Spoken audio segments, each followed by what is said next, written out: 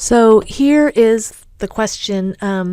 We have some data that has a bell-shaped distribution with a mean of 58 and a standard deviation of 5, and they want us to use the empirical rule to figure some things out. So let's take a look at what the picture of this thing looks like. So here's the normal curve, a bell-shaped curve.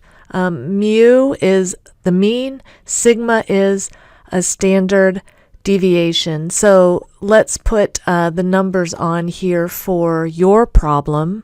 So there are the numbers filled in for this particular problem. And so we have 68% of the data within one standard deviation of the mean. So from here to here. So if it's 68% within one standard deviation from the mean, again, that's from here, to over here, then each of these regions must be half of that. So each of these regions are 34%.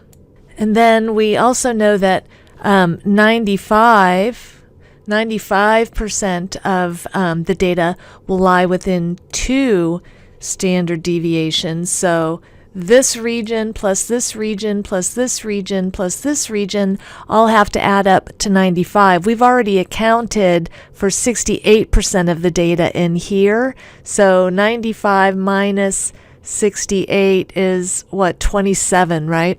So 27% needs to go between here and here, and we need to split it up evenly, which means 13.5 in each of these regions.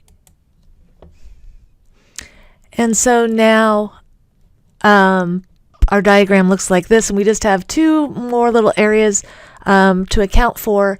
So 99.7% of the data will be between here and here. In the interior here, we've already accounted for 95% of it, so we just need the other 4.7%, right? Because 99.7 minus 95 is 4.7. So that has to be distributed equally in this little region over here and this little region over here. Half of 4.7 is 2.35.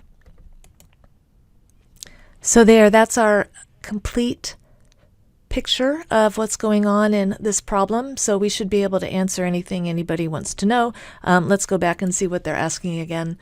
The percentage of cars that are in service between 48 and 53 months. So here's the picture. 48 and 53 months, the answer is 13.5%.